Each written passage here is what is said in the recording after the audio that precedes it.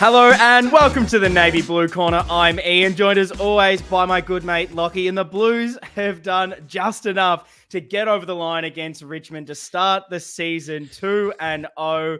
The perfect start as we head into this strange bye week. Although weirdly, it does feel like it's come at the right time, even though it is so early in the season. Lockie, it was another nervy end to a game of football involving Carlton. How are you feeling a few days removed from the win? And are you like me where you really feel like you need this week off to at least let the heart rate sort of relax for once? You've hit on some fantastic points during that intro, to be honest. Lots of the emotions that I've been feeling. Yeah, I'm feeling pretty good about things now, pretty calm, feel like we're on top of the world. But there was some very mixed emotion on the night. Not a feeling that I can really remember ever having at a Carlton game, to be honest. But we're feeling good now. Yeah, it's bizarre. Like the perfect start, 2-0. It's everything we wanted. I'll be better than that. Before the season started, knowing that this bye was going to cause a bit of an interruption. But with the players that we've got coming back in a couple of weeks, it does really just feel like it's the perfect time for a little bit of a break. And at least we're going in happy. But let's kick the episode off where we always do in the Navy Noise segment. It's where we talk about all the hot topics, all the big news stories, all the best things out of the game that has just happened. And while we will talk about the Richmond game, the first thing that we have to cover, probably the most fun, big news of the week, was Carlton had its Hall of Fame ceremony. We've got our own. Carlton clearly have theirs. Unfortunately for us, we didn't get the big man involved, but the great Brendan Fevola is now in the Carlton Hall of Fame. I mean, what did you make of it when you first heard it? And do you have any just great words to say about such an icon of the Carlton Footy Club? Totally. I mean, yeah, he's such a pivotal part of my childhood. Goes without saying. Like, it was quite a dark era for the Blues, I guess, when you and I started understanding, we're old enough to start understanding football and getting into Carlton, and he was a shining light and all that, and just so many incredible memories with him, of course. So, yeah, goes without saying that he's a Hall of Famer for our great club.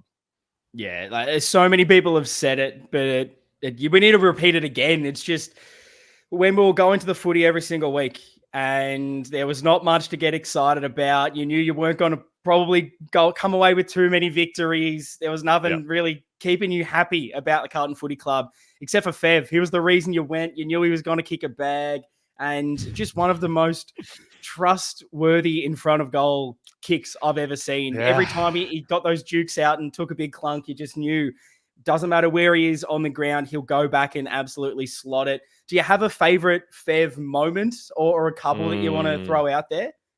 Yeah, I mean, the Essendon game is, I'm sure others would have talked about this. That's the one that's just so clear in the mind. And I remember watching that game back in the day and just, obviously how he just single-handedly turned this game around for one of the, greatest comebacks, probably the greatest Carlton comeback ever.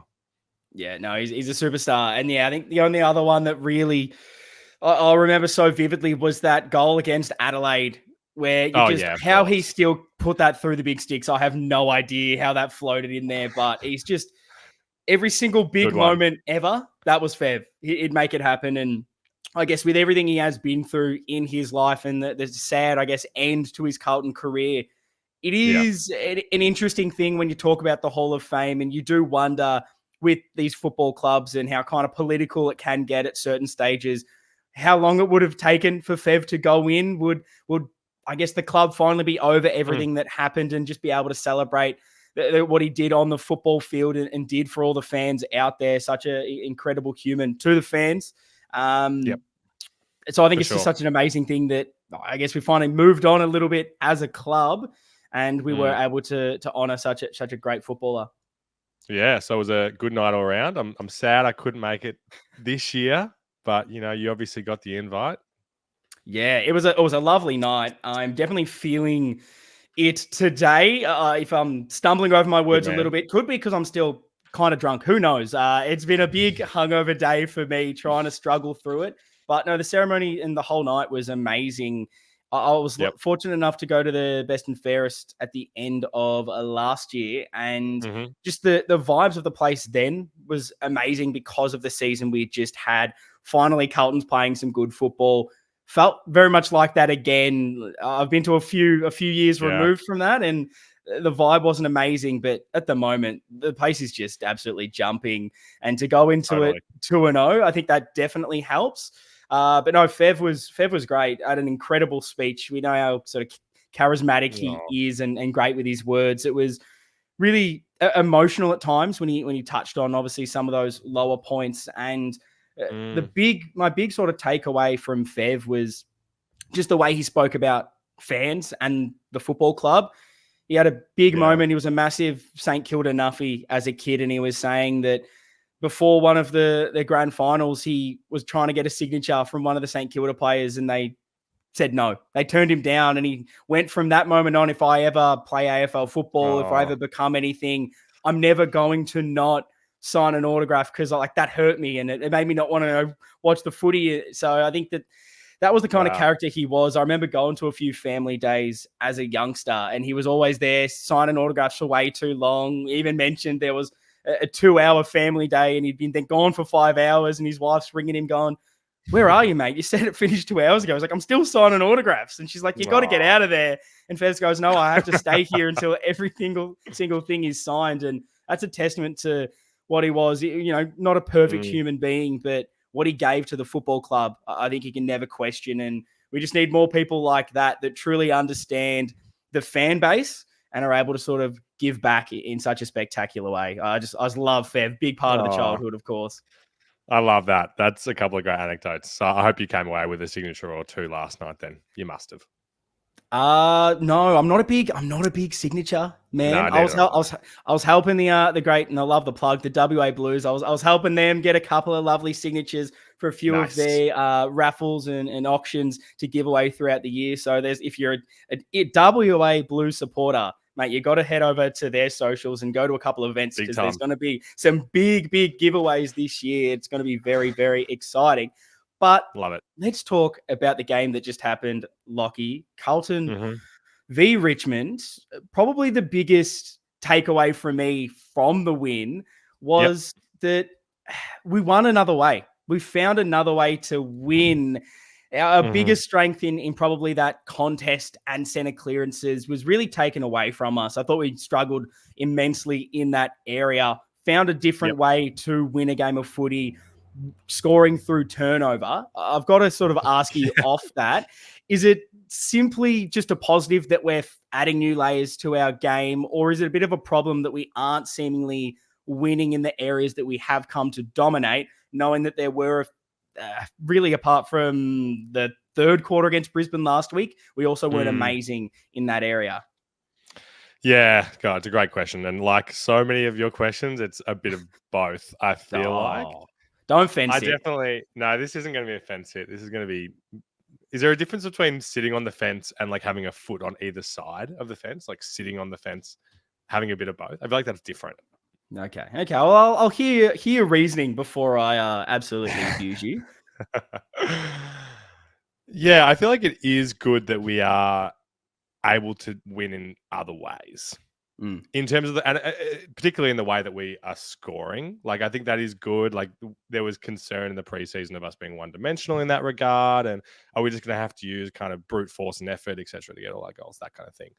So that is a positive, but it just didn't really feel like a Carlton game to me. Like I alluded to at the start, genuinely, I don't know if I've felt more flat after a win than this. I don't know about you, but in the stands, we kind of had like, Dad and I had about 15 seconds of like huge emotion, excitement on the siren. And then it was just like, just this weird, like, what did we even do there? Yeah. So I didn't feel great about that. And like you said, I'm actually so glad that we are going into the bye now and how that will allow us to, reevaluate where we are for round 3. I love that you brought up the sort of final siren because I was so similar. It was just this relief rather than a celebration from me. And then I just noticed so many people around me really celebrating, as you should. You beat Richmond. It's a close game. It's always a great thing. But yeah, my mind immediately just went to, oh, that sucked. Like, I hated almost every second of the game. And that's not necessarily to say that we played poorly, but it was just a bit of a scrappy game at times. It didn't go our way. Another close game that it probably shouldn't have been. I was just happy to get out of there, go home, take the 4 points, and yeah, go into the bye and have a sort of a week off to reevaluate everything, grow, then get into the season, because we knew there was going to be this sort of speed bump happening. Maybe it's a positive that we're not going in with a ridiculous amount of momentum and it has been halted. Who knows if that's the best way to look at it. But around, I guess, the different way that we were playing, I think obviously it is a positive because of the big talking point around how we play. We're too focused on the contest. We only score from clearances. We don't do it from turnover. For us to then really add that layer of our game and to look amazing doing it, I thought the way we wanted 100%. To move the football through the corridor, the quick handball chains, Cripper bursting through with pace. I don't know where this guy's got his jets from. He looked so quick out there at times. I think that's such a positive that we've added this different element of our game style. But maybe I'm doing the same thing. Maybe I'm standing on two fences here. Who knows? Because just not having that contested side of the game, every single moment the game dragged on, I just kept saying to my girlfriend next to me, like, can we just win a center clearance? We win 2 of these in a row, the game will be done. I'm sure we'll kick a goal off the back of it. And knowing that Richmond's midfield, it's not ridiculously strong. They've obviously got some nice players in there. We don't have Walsh, but you think we should be better.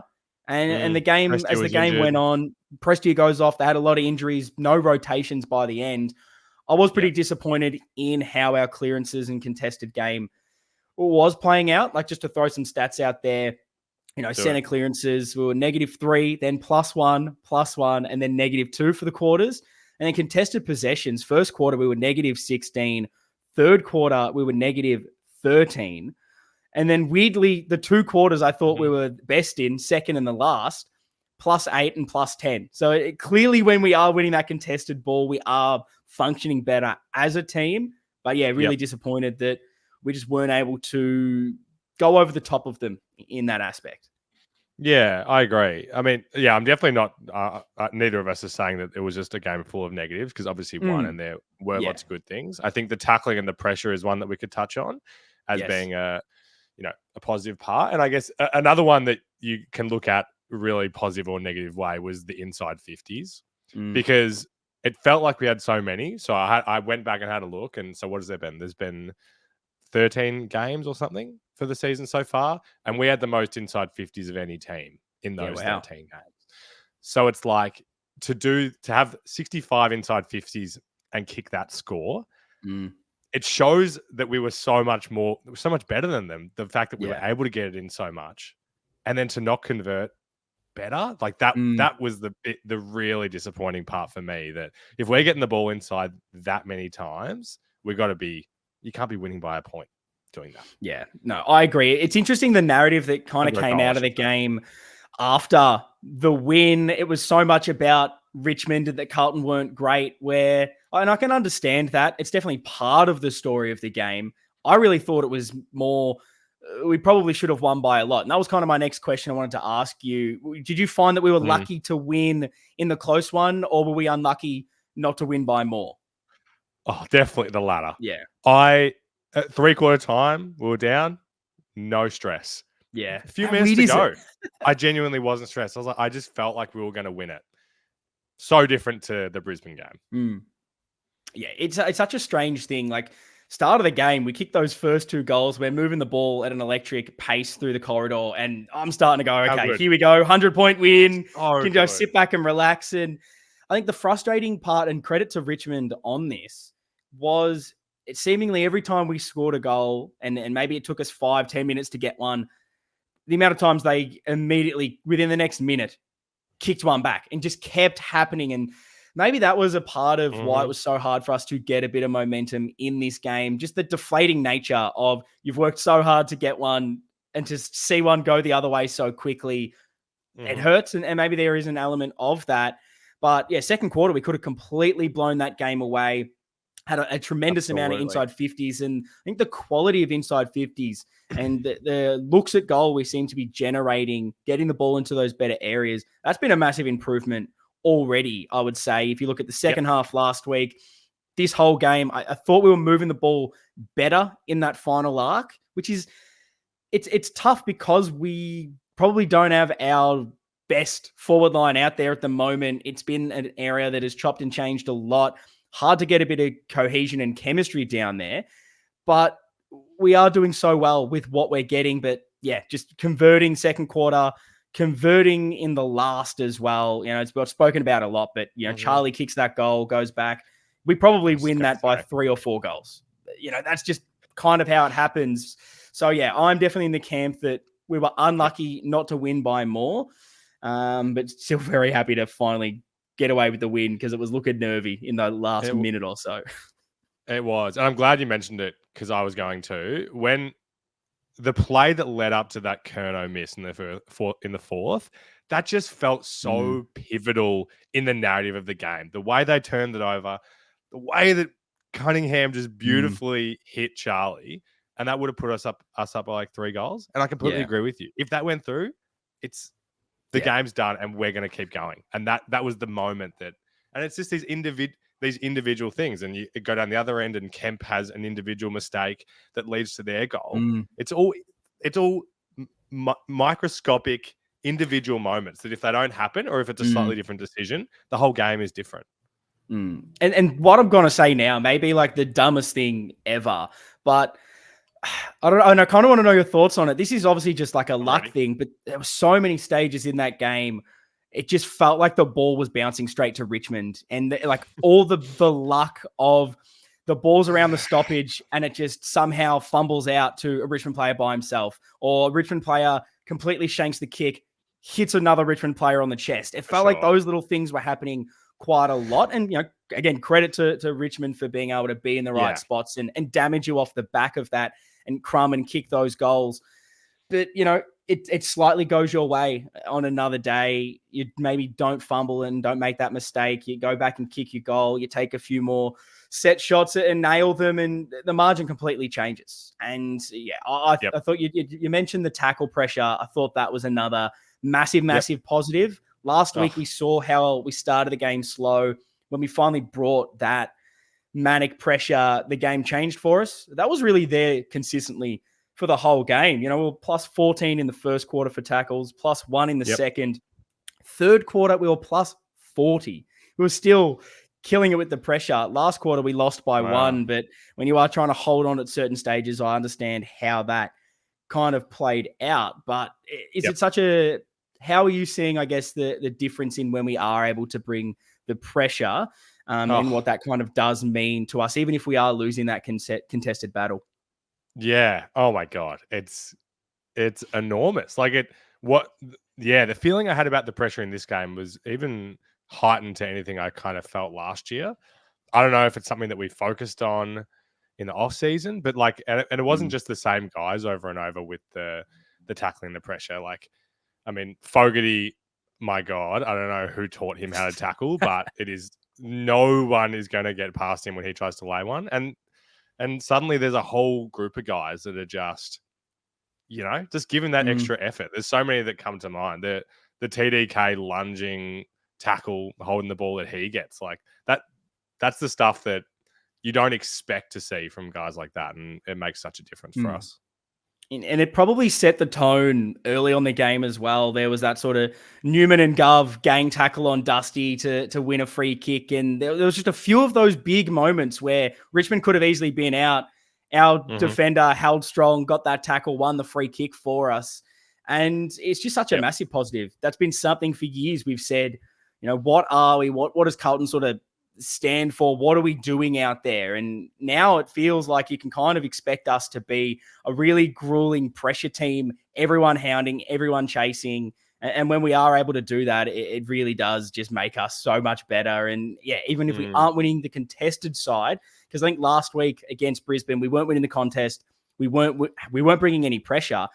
just having that allows potentially you to win off turnover and to have another facet if the clearance work isn't going our way. So yeah, it's very exciting to see these different little layers. And if that can keep going, we're going to be very, very happy throughout the year. I'm sure it'll get us more wins than the other way, but we have sort of gone around this a little bit. 2-0, that's great. That's perfect. To come away from the first 2 games of the season with 2 wins, a perfect record, it's great. Massive win last week against Brisbane. We don't expect to have that. We know the bye is this week. So to go in 1-1 was going to be fine. To go in 2-0 is absolutely fantastic. However, the performances probably haven't been great. I guess sort of my question to you off the back of that is, how are you feeling about it all and what you've seen so far? Is it a case of just bank the wins, ease into the season, or are you, I guess, concerned about our imperfect performances? I'm not concerned. I think I feel more positive now than I did after the practice games, for sure.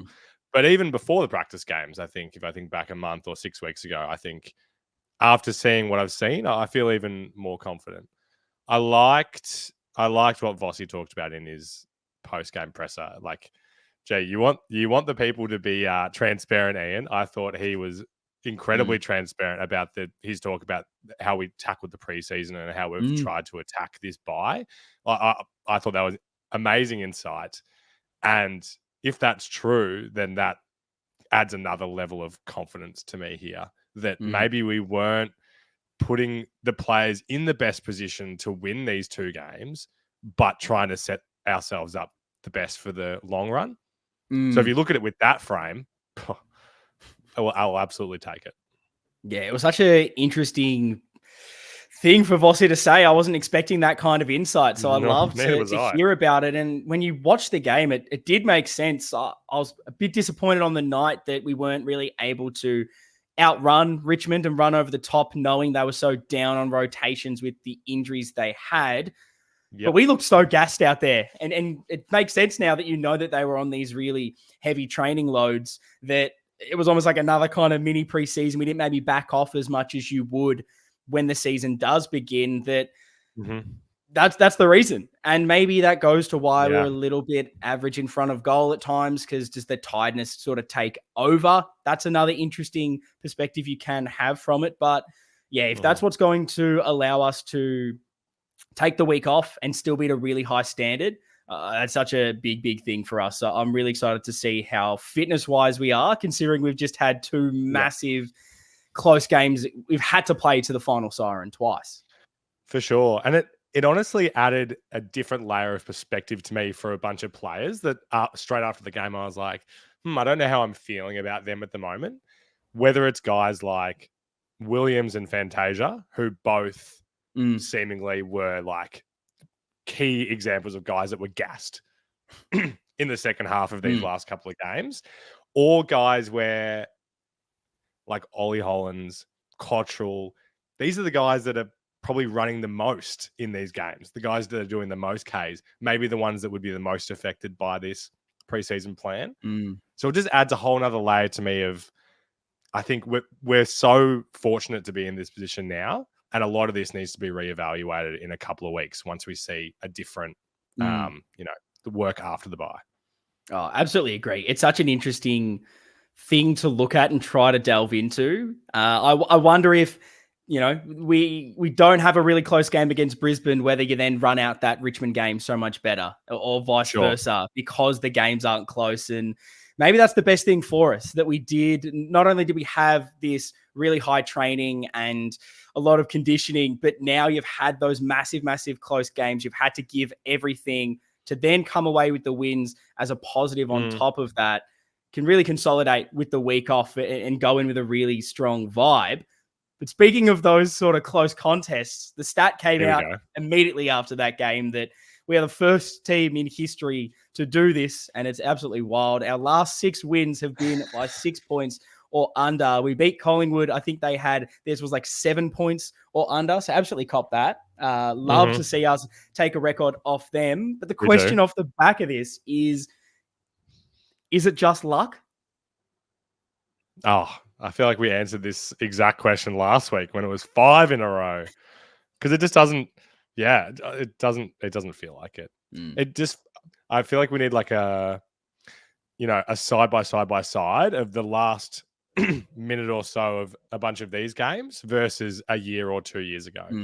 It just felt so much more confident, even though, I mean, there was moments where they could have kicked a goal and won. Yeah. But it felt more under control than it had been in the past. If you're up by less than a goal, obviously you could just lose at any moment.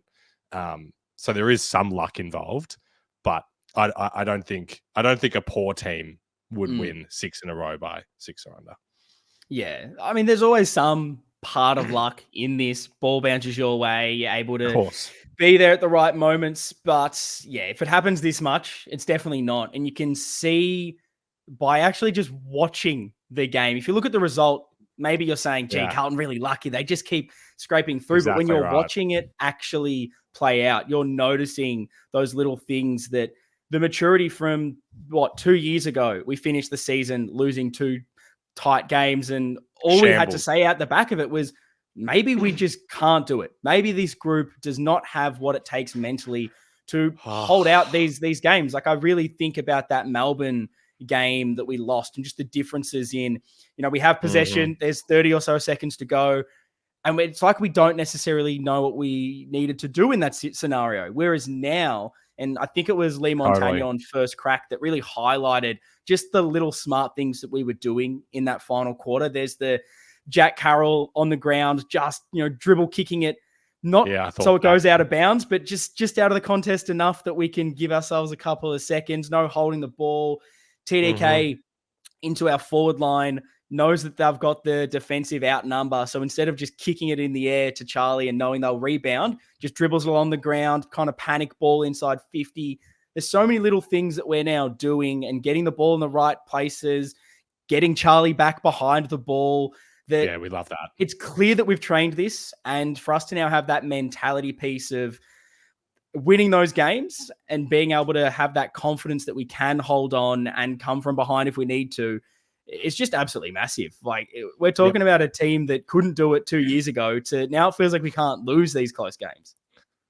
That makes me think that we need to watch back our, either post the Melbourne game 22 or the Collingwood game in 22. I feel like that would be a nice little transformation for us of how we spoke about the Blues back then to now, which is great. 100%. And there's going to be a game where it's tight and we lose. It's bound to happen at some stage. And that's not going to automatically mean that we're no good anymore and we can't win the close one. That's just ludicrous. But yeah, for us to keep doing that now is amazing. But if we could we've broken the record, but end it there, boys. Yeah. I don't want to have a 7th win by under 6 points and an 8th. I can't do it. My heart can't take it. No, it's too stressful. Because I tell you what, when the 2 players flew up in the last seconds in our back line and both missed the football and it just bounced into Bolton's hands, my heart almost just fell out of my body at that moment. I almost threw up. It was just the worst thing. And then as soon as he fumbled, it was great. But everything flashed before my eyes. And I don't want to have to deal with that every single week. So, Carlton, keep winning. But, 20 points. Give me something else. Yeah, no, exactly right. I don't think we're not going to be dealing with that in a couple of weeks. Don't worry. Yeah, but we'll pivot to our next segment. It's one that we introduced it last week for the first time. It's called Under the Radar. This is where we introduce a few topics, talking points that we don't feel like are getting enough chatter or love in either the media or in the Carlton discourse. Did you find anything from this game or in the last few weeks that you think is under the radar that you'd love to bring to the table? I've got a couple, and you can tell me if they're not under the radar because you're a bit in the discourse a bit more than I am online. I think one for me, and I felt it before the game, and I felt it during the game and after the game. I think we can do a better job of using our sub. Yeah, I like that. Did you think about this during the game? I didn't think about it as much. When the teams were announced and it looked like, I think Durden was going to be the sub, I probably had that thought of, how's that going to work? Because I remember doing my team for the selection table on Pommy and Oz's YouTube channel. Got to give him the plug there. And then also our sort of team selection and team changes. That was the difficult thing for me that I was looking at. I know there's not a lot of players available, but is just a small forward. Is that the right option? Does that give you enough elsewhere? I know you often like to talk about bringing in a player and it just allows other moves to happen, whether you bring in a defender and that means someone else can move up higher or whatever it is. It felt like we sort of pigeonholed ourselves a little with the small forward. What are you seeing with the sub, and how would you prefer it to be used? Yeah, no, you've pretty much nailed it, or how I feel about it. I think I just would rather see us use someone in a more of a high impact position. I'm not saying it should be Cottrell because I think he's a best 22 guy, but like we kind of spoke about last year when he felt like that perfect sub where he can come on and have an impact, with his freshness and his speed and all of those things.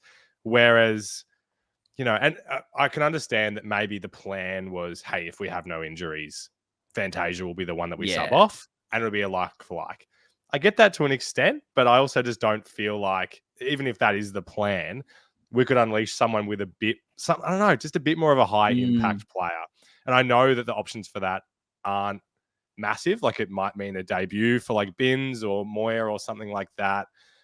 But I don't know. I just hope that we don't get into this pattern moving forward where the sub is someone like this, where like Dirge wasn't being put into positions where he could have a massive impact. He was in that Charlie chain to the miss, but I think we could just utilize it better. Does seem a little risky as well if you are planning to make a sub later. If that was the reason why it was Durden thinking, okay, if we need Fantasia out, or we're doing that more positionally rather than someone that can kind of cover all bases, it feels a bit weird. And I think that's why the small forward is such a weird one, where he goes into that forward line. What does that really unlock? Even if you say Fantasia stays in and someone else comes out, like, exactly. Does Fogarty go into the midfield or Kennedy a bit more? Is that enough? I'm not sure. Did you have someone in mind? Because I know because of all of our injuries currently, it is difficult to find someone else to be the sub. When we get a few players back, I can see Elijah Hollands being someone who can come on as a sub if he's not already in the best team that can do a little bit more. Who would you have gone with this week rather than Durden that you feel could have been a bit more impactful or allowed for more moves to happen in the game? I'm definitely empathetic of that situation, and it would be more concerning for me when we have more players fit. But like I said, it probably, and it's not ideal, but it probably would have been one of the new guys. Yeah. Give one of them a go, bit of exposure, potentially playing in a, in a way that might unlock something a bit different. No, but, I do really like that. If you want to look completely on the other side, then maybe it's good that we got Dirds a little run before the break. If their ambition is for him to be best 22, which he's probably not for me, but maybe that's how they're thinking about it. Yeah. And maybe because of how things are at the moment, I would have preferred him to have played in like the VFL game against Richmond, because he doesn't have a lot of football and maybe he needs a bit more match fitness. That could have been a better thing to do. But it'd be very interesting to see how they use that over the next few months. I guess my sort of under the radar, and I think this is closer to, it's already been spoken about, but it may be a few little things I wanted to add on to it that make it a bit more under the radar. But it's about, I guess, Charlie Curnow and him sort of going back into defense when things are really tight, because I think it's such a good move. It obviously won us the game against, I think, Gold Coast last year when he was able to do it. Helped us out again this time. The big thing I'm really liking from that sort of structural move is the leadership I'm actually seeing from Charlie Curnow that maybe I haven't seen a lot before. Him barking instruction to, I think it was Zach Williams, telling him to get back, making sure that everyone's in the right spot. This is not something that I've seen from Charlie. Even in the forward line, I don't seem to see him finger pointing and getting guys in the right areas. So for him to go into maybe an unfamiliar position and still be vocal, even though he's talking to a Zach Williams who has played a lot of football. Is he someone that you need to tell him, doesn't matter, Charlie's going to do it? I love that. And knowing that we have guys like Doc that aren't there, Wiedering's not there, Walsh, other people that we see as massive on-field leaders. We spoke about what we're losing by not having Doc for the whole season, and that leadership on field is something that we could struggle with. I think to see another player like Charlie, who's been elevated into the leadership group officially, to see him take a step up was massive. And the biggest thing I saw, which I think it was the third quarter, might have been the last, there was Richmond's midfield completely on top of us, dominating the clearances. I think they just had another goal from a center clearance. Charlie just runs straight to the boys in the center square before the ball was bounced. And he's revving up. I don't know, obviously, what he said, but he's there giving a rev up to the midfielders. I think that's massive because sometimes when you are in that little bubble on field, you're trying to get each other up. But to have someone like Charlie come over and say, don't worry about it, keep going, you boys have got this. Those little things I love to see. So, yeah, I just thought that sort of the leadership piece of Charlie and the growth in that area is really amazing to see. Yeah, that's a great one. And I mean, yeah, as he's been doing those jobs of going back into defense, it feels like he never misses. Like, it feels like if he does that, he's doing a good job. He's taking the intercept marks, he's getting the spoils, or he's doing the leadership qualities, like you said. So that's a great one. Yeah. What else did you have for us? Did you have anything else you see that's under the radar at the moment? I've got one more, mainly because we spoke about it so much for the last 5 years of this podcast, and maybe not as much over the last couple of weeks. Is everyone just agreeing that TDK number one ruck is it now? I think so. How are you feeling about it? I am with it. It's been Nank and it's been the Big O, like two of the guys that maybe we would have flagged preseason as like, well, maybe that's a game where you'd want to have Pitt as well. And TDK's killing it. Yeah, see, if you take the last quarter away, I thought TDK got smashed in the ruck, personally. Yeah, I thought Nank killed him. And that was a big issue. People saying that. But really. I didn't feel it as much. Not as much. I guess when I was viewing the game and seeing the midfield sort of domination that Richmond had around us in the contest, I felt like Nankervis was one of the ringleaders in that. He's a very experienced ruckman. He's one of the better ones in the competition. And I felt that he was really winning that battle. And it's interesting. I don't know if a Pitt goes in there, how much that does help, because we've seen, I guess, the limitations of a Pitt net so far.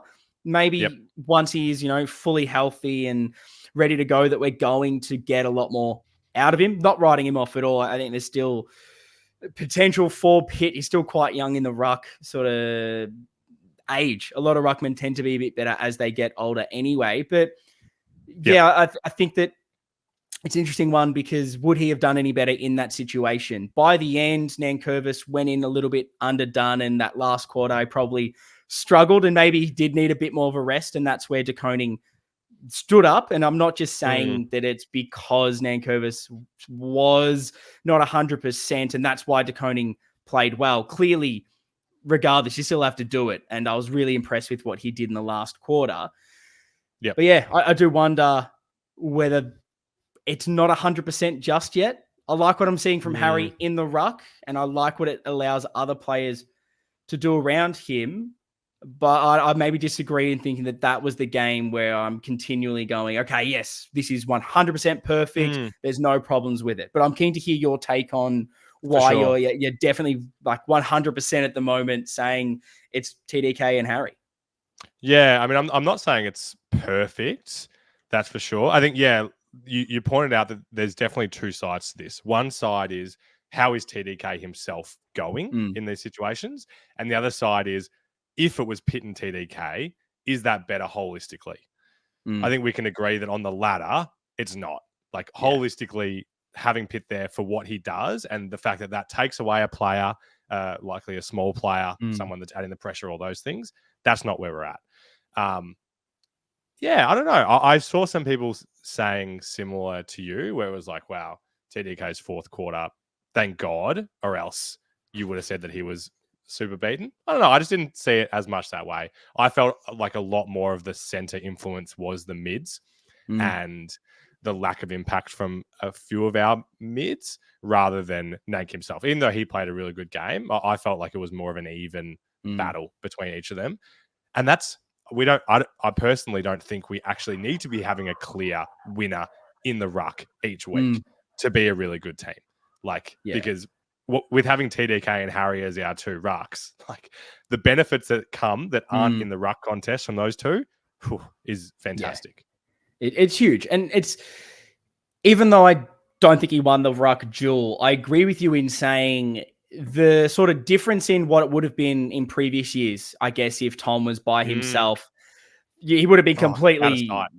dominated and it would have been an absolute disaster. Whereas now, even if he is maybe losing the duel, it's a 60-40 rather than it being a 80-20, I guess, loss. And that's probably the 100%. big thing that, if he's able to hold his own to a degree against such big, dominant ruckmen, which is where we've always said is his limitation as things stand, is the physicality, because he's not that yet. He hasn't developed that with his body. For him to, be able to come away with a win in the end, particularly around that last quarter, I think that's a massive bonus for us and what we're able to do elsewhere. It's exciting to see once we finally get a few players back.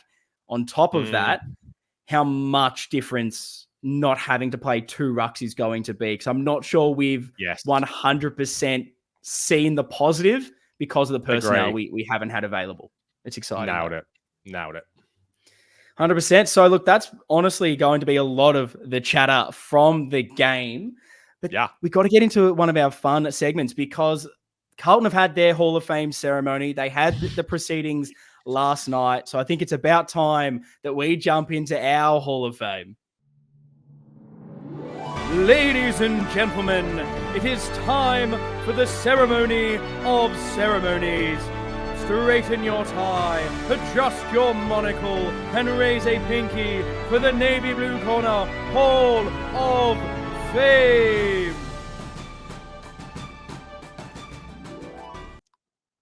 Yes, it's the Navy Blue Corner Hall of Fame, and it may not be as prestigious as the Carlton Hall of Fame.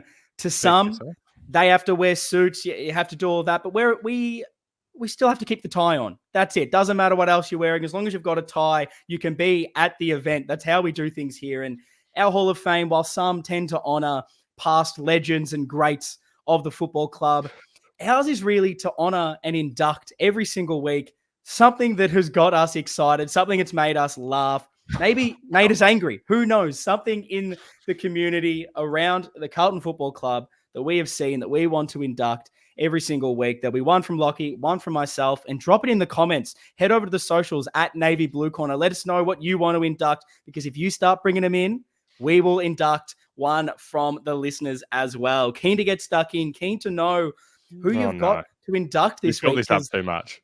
Last week you had a good one. It was that lady, unnamed attendant at the Gabba that was absolutely giving it to you when Brisbane were up and about.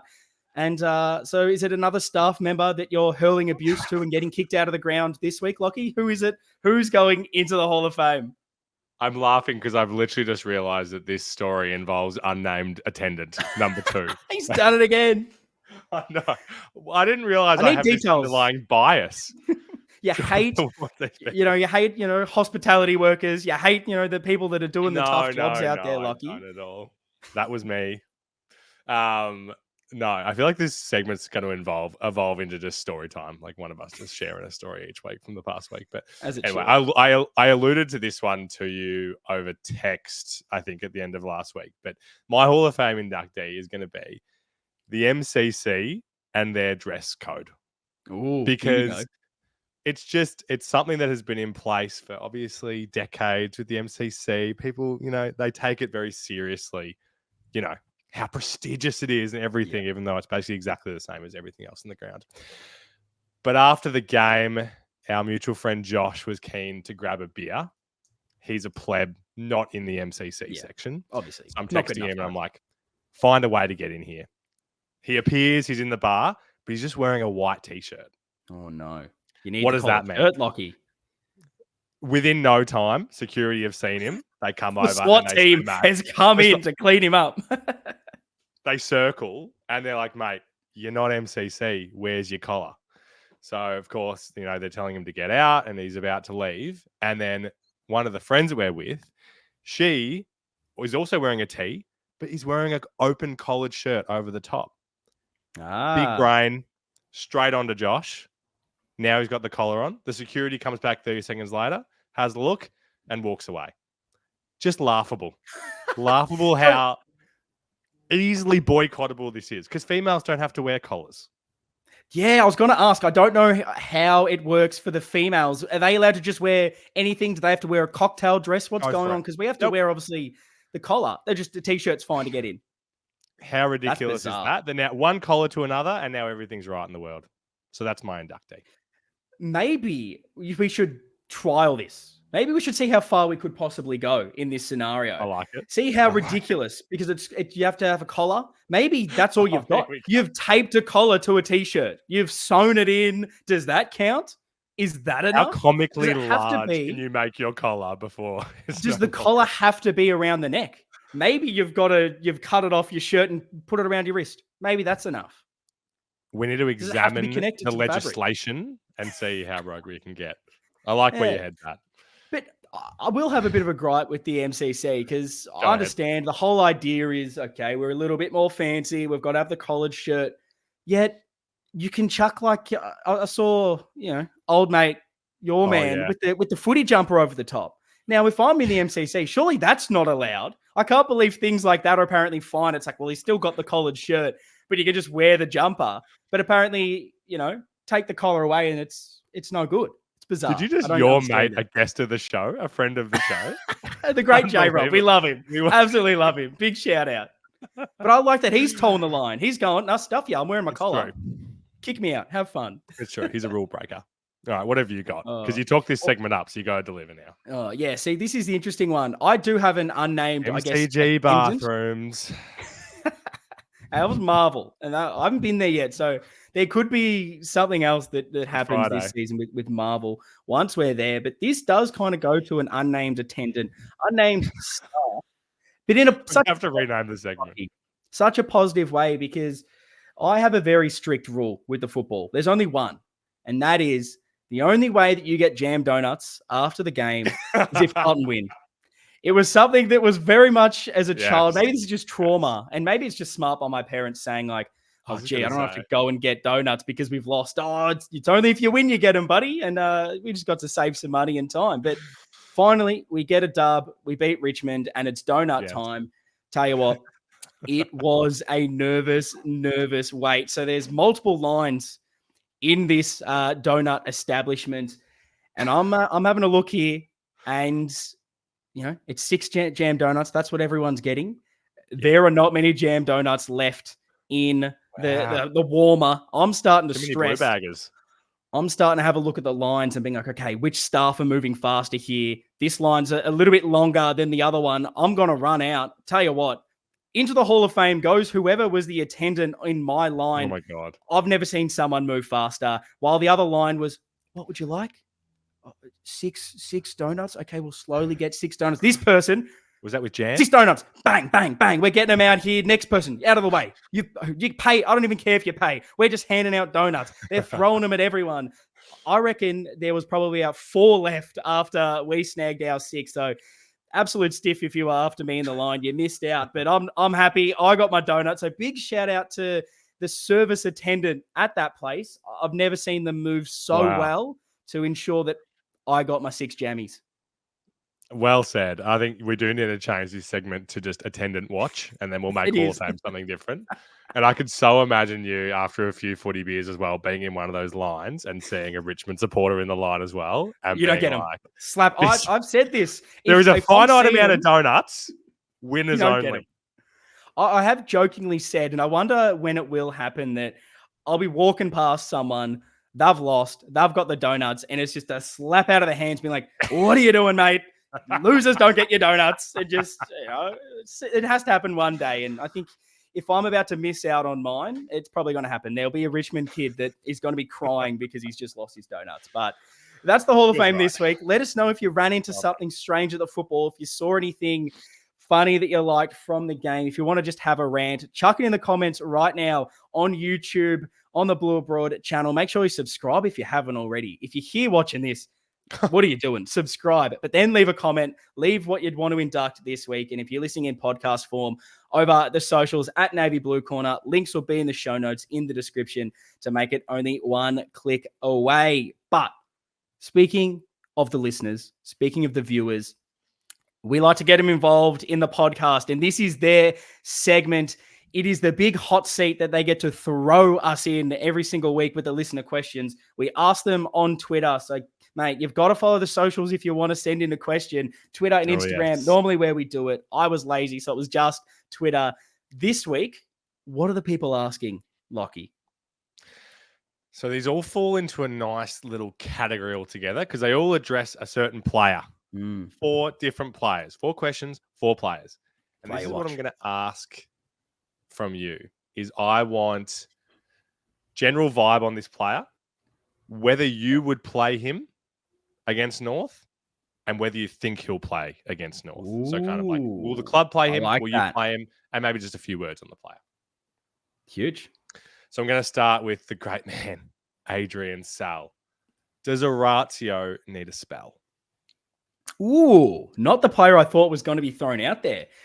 General vibe at the moment is I'm very happy he is not injured. This is an incredible thing that it was the real worry as he was coming across was how many games are we going to get out of this guy? For him to play 2 out of 2 is perfect. You know, I need him to get 15 games in so he can get my prediction correct in all those small forwards kicking about 180 goals or whatever ridiculous prediction I had at the start of the year. But the vibe around him is I'm just happy he's out there. I think we saw a lot better performance last week. I liked some of his linking play, but yeah, there is a bit of an issue at the moment in hitting the scoreboard and I guess creating those looks at the moment.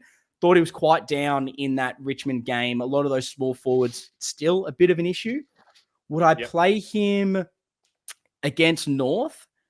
Right now, if Motlop is good, and I got to speak to the great man at the Hall of Fame event, and he says it's just kind of one of those things with the toe that there's still a bit of pain there. He's still doing some training, but it just basically who knows? Like the timeline on him, I guess, to have that transparency that I'm always after is a bit more of that. As soon as the pain disappears, he's just ready to go. So I think hopefully he should be there by all accounts. But I think with Motlop coming in, I'm probably dropping Owies instead. Might be controversial, but I would play him, and I think he would probably be ahead, judging off the preseason that we did see. And do you think that's what the club will do? Yeah, I believe they would at this stage. I reckon they rate him a little bit higher than Owies at this stage. Me too. I feel like I'm suddenly going to be leading the Orazio fan club because, I've been really happy with what I've seen, and I think it's only going to get better and better. Yeah. And I think he brings something that our other smalls don't in terms of that linking and stuff, and I just think it's going to get better and better. Give him a spell now. When people say spell, like he's going to have a week off now regardless, which is great. Yeah. Play him against North is my feeling. I think if we didn't have this bye, he probably takes the week off. Maybe just for resting and managing his body. The fact that we've got one built into the season, I was hot on hating the bye at the start of the year. Same. I have changed my tune. This is the greatest thing ever. We need them every single week. Can we just have a game bye? Because it's great. And like for the injured players that we have, like the timing could not be better to get that extra week and all of a sudden Wiedering, does Martin come back in, Motlop? It's perfect. So the next one's from Raceboy458. What did you guys, aka Ian, because this is Ian's segment, make of Cunningham's game? I thought he was a bit underrated on the night. I've seen some weird conjecture around Cunningham. I've seen some really happy, some think he was really quiet. I liked him again. I thought that's 2 weeks in a row where he maybe hasn't had the 4-quarter perfect performance. He's been involved the whole time. But it's just those little chains and passages when he is involved just adds so much. Like the start of the game, he's in everything, getting the hands out, being able to run and deliver amazingly inside 50. He adds, like you're saying with Orazio, I'm not sure there's anyone else that we have currently that does what a Cunningham can do with how silky he is around the ball. Love what he brings. And that high forward, it's such a hard position. Sometimes you're just not going to be around it. They call it the graveyard for a reason. And I don't know, vibe-wise, I like what I'm seeing. I'd be playing him because I'm not sure there's someone else that is doing what he's doing. And I think his standard's good at the moment. Still want more from him, but happy. And yeah, I reckon we'll play him again. I don't see any reason to drop Cunningham. How are you seeing the great man? I do love David. I'm not sold. I'm not sold of where we're at, mainly because we're just in this position now where there's so many guys that are locked in of best 22. And we do have a bunch of guys that are going to be looking to come back in. I'm just like guys like Fogarty, the role that he plays in the team has just become more and more cemented to me. Whereas guys like Cunningham, I'm just like, even though I'm happy, I don't know. I'm curious if there's a better way that we could be using a player in that role. Yeah. Yeah. See, weirdly, the player that I love him, and the breaking news is he's just re-signed for about 3 more years in a Matty Cottrell. I reckon he's surprisingly been quite down on his first 2 weeks. And someone at the end of last season thought he had really taken that next step, become such a vital player for us, was hoping he could, start the season that way again. He's been a bit light on so far. So I would probably have him on form out of those kind of half forward players as the one to make way if you need to bring someone else in like a Hollands.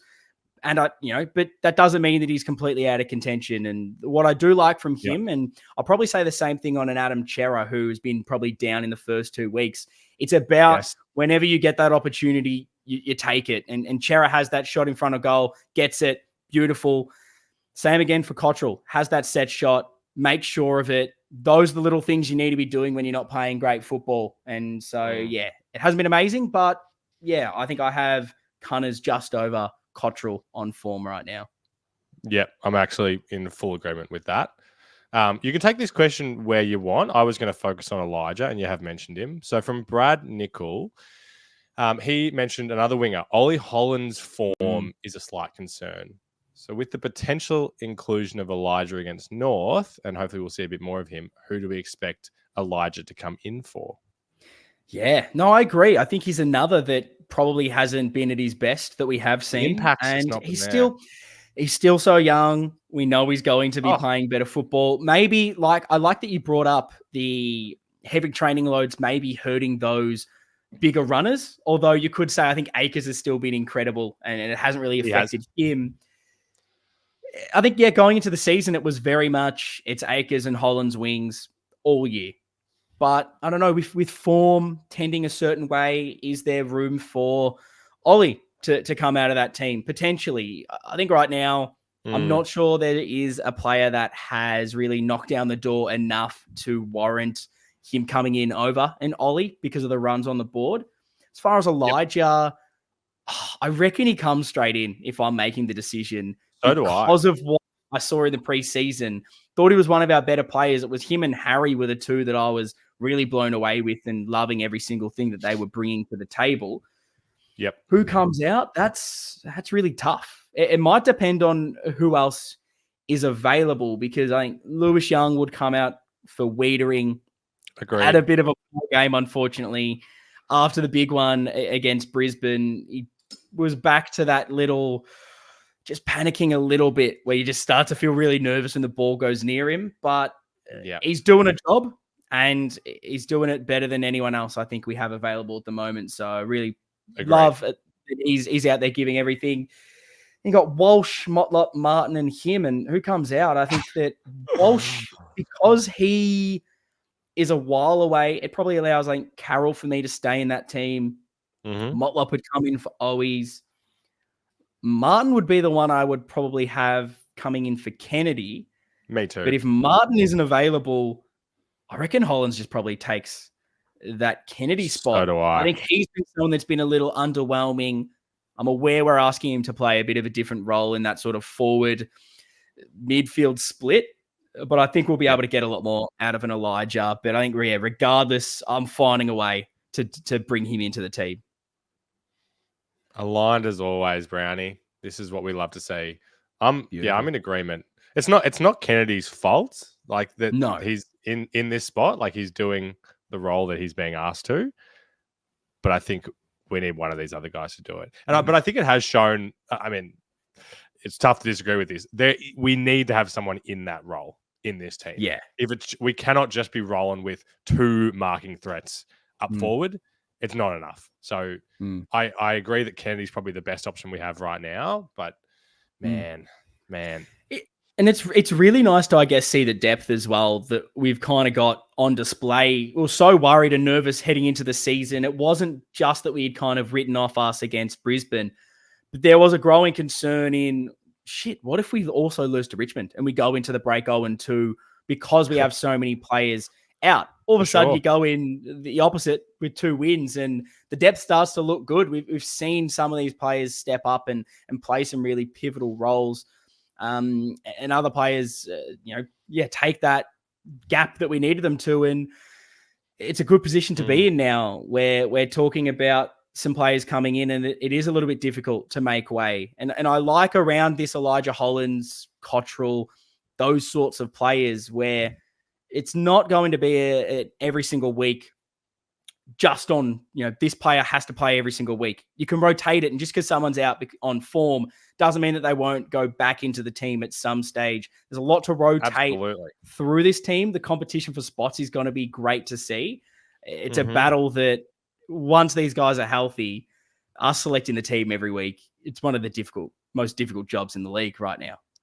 Totally agree. And we don't have a question about this one, but to round it out, what's your 15-second take on where Marchbank fits into things at the moment? Weird. Interesting. I originally would have had him above Kemp. Yep. Kemp's I thought he was really good last week. Did some really good things again this week. Had a few errors, but a lot did. Yep. I don't think you can drop Kemp from the performances that he's put in so far.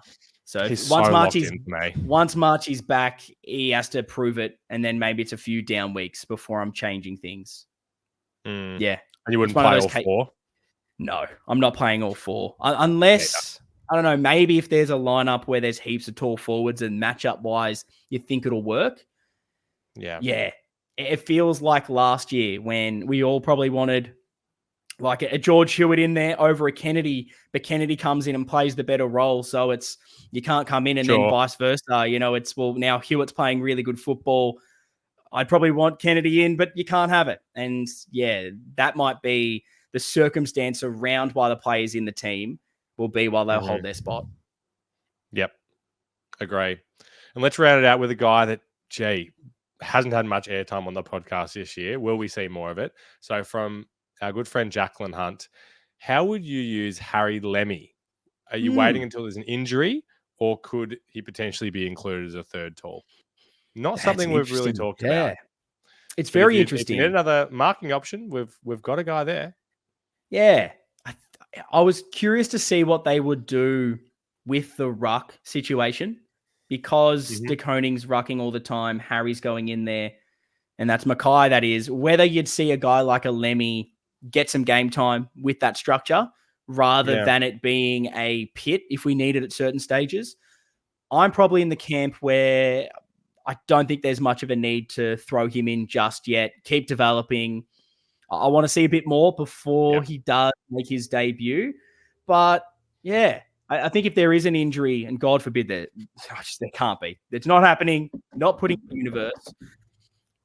But in that scenario, you're probably bringing Pitt in and having De Koning play more forward rather than a Lemmy. That's where I sit currently. But I don't know. If he starts kicking a ridiculous amount of goals in the VFL and putting in those performances, then I think we sort of revisit that conversation. Whereas right now, I'm really relaxed with where it is and happy to just see him, learn his craft in the twos. Yep, I agree. But if in that scenario that there was an injury, I'd put some genuine thought into those 2 scenarios you just mentioned. It wouldn't be just a immediate case for me of, okay, well, that's Pitt in and TDK forward. I think there would be some discussion around that, even though I probably would lean your way. No, 100%. So the last thing I think that we need to cover before we wrap this beautiful episode up is, of course, the weekly votes, Lockie. The Navy Blue Corner Blue Bagger Badge of Honor, one of the greatest names of all time for this award. And you've changed up the voting for those that missed last week. It's not just your 3-2-1, who is the best players, and make it easy. There's too many of those going around, so you wanted to change it up. And Lockie, the voting is that 3 is the best player, 2 is the player that went above almost what we expect to see from them, that real standout. 1, you can give it to anyone for any single reason. I'm keen to hear who you've given your votes to and how you've seen particularly that number 2 vote. Do you like 3-2-1 or 1-2-3? Which way should we be tackling these each week? I like the 3-2-1. I like going the best first and then seeing the others. Yeah, glad we're aligned. Patrick Cripps is going to be one of the greatest Carlton players of all time, and life member now as well, mate. Absolutely. And he's just getting better. No. I just thought that he was the most important and best player on the ground for us. Like you said, he was doing some things that we don't seem to expect from him anymore, like being an absolute burst guy and being involved in anything, tackling heaps, just being so pivotal in his role. 2 for me was, my God, Mitch All-Australian McGovern. I'm spewing I didn't run that back this year. All of a sudden, it's getting momentum, and everyone laughed at me last season. All the opposition supporters are saying, mate, Mitch McGovern's a dud, All-Australian. He's just about a lock at the moment. Oh, my God. He just does both so well. Like, I can't think of another player that does so well defensively and can then launch it so well the other way. Like, he's phenomenal. He's so good. And we're going to be dealing with a scenario soon where I feel like he's going to have even more ability to do that when Wiedering comes back and everything's even more sound down back, which is just beautiful. And then the 1 for me, this not a very exciting 3-2-1 for me this week, but I have to give Harry a vote because he still was arguably, you could argue that he was the most important player of the game, kicking big goals, being confident, just doing heaps of good stuff. Just so happy for him. 7 tackles from Harry. Couple of hit outs, couple of clearances, like what is a couple of casual goals from 60 meters out. He can't kick. He can't kick, so it doesn't matter. But I feel like you introduced this new voting system to try and get us to do something different, Lockie. What have you done? I hate it. I almost want to change my votes because we're completely aligned again, mate. The 3-2-1 have gone the exact same this week, and that's honestly, Gov was gonna get the 3. But then I think there was a couple of moments later in the game, made a few more mistakes, and Paddy Cripps was just phenomenal. And he missed out on the votes last week, Cripper. Thought he was great last week again. So, yeah, I think he gets my 3. And, yeah, the 2 vote was really difficult this week. Last week, I felt it was way easier. Whereas, I just thought that I thought Gov might have got your 3, and you'd laugh at my McGovern for 2 because he was so good. No. But knowing what he has to do down back without Wiedering, and you don't expect him to have that game where he gets 20-something disposals, every intercept ever, every score launch is off what Gov's been able to do. So, I agree. I had him for the 2 because of those reasons. And then you just can't not give the votes to Harry. Everything he's been through. For him to be almost the guy that when he takes a mark now, you're going, it's a goal. Don't have to worry about it. But I mean, it's insane, the narrative. It feels like we're going to keep bringing this up every single week. Where are we talking about, Charlie Curnow, awful kick in front of goal because he makes one mistake. Bolton misses heaps down the other end. Are they saying that he's not a good footballer? It doesn't happen. And so great to see Harry just back to kicking big snags. Oh, I don't think we're going to be talking about this every week. I think this is going to die out very quickly, this narrative. Yeah, truly. I think it might even be gone by the North game, truly. It could. He kicks another 3 or 4. We're not going to be chatting about it. But is there anything else that you wanted to talk about this game, about Carlton as we head into the bye before we wrap this episode up, Lockie? I'm good. I'm excited to have, like you said, I'm not unhappy that we're going to have a week off from a game right here. This feels good for us. Brisbane are going to have a bye. They've got some hard thinking to do, and they need to look at themselves in the mirror. And for us, we're just going to recuperate and come out firing in a couple of weeks. Could not have said it better. But that is going to wrap up the episode this week. We've got a bye, but that doesn't mean that the content stops. We've got a lot in store for next week. We'll be back here on Blue Abroad again Wednesday night with a bit of a build-up. Obviously, there won't be a game to talk about, but we'll be going through all the regular segments, talking about all the breaking news, reacting to it all. If there's any news stories that are under the radar, if there's any meltdown in the media, which hasn't happened in a few weeks, we'll be here to talk about it. It's going to be a lot of fun building up the Good Friday clash against North. And then don't you worry, we're going for a double. We'll have a second bit of content for you over on our YouTube show, Navy Blue Corner. We'll have links everywhere as well, so you don't miss it. Bit of a different video from us. Those that followed in the preseason would have seen that we had a couple of game challenges. We had a bit of a guess the 22, which was beautiful. But the issue was we tied. Lockie and I are 1-1. Going into the season, we need a tiebreaker. And so we're going to be throwing it back with another Guess the 22 show where basically we're going to be getting that wheel involved again, spinning it to maybe pick the year. We're happy to get some suggestions thrown out there. But basically, a game will be selected, a big pivotal game from Carlton's history. The other guy has to guess the 22 that played on that fateful day. The one with the most correct answers goes home with the chocolates. We need a winner. So that'll be over on the Navy Blue Corner YouTube channel or wherever you listen to it in streaming form. It's going to be out there for you. But plenty to look forward to. Very keen to get into it. The Blues are 2-0. What a bloody start. Up the baggers. See you guys next time.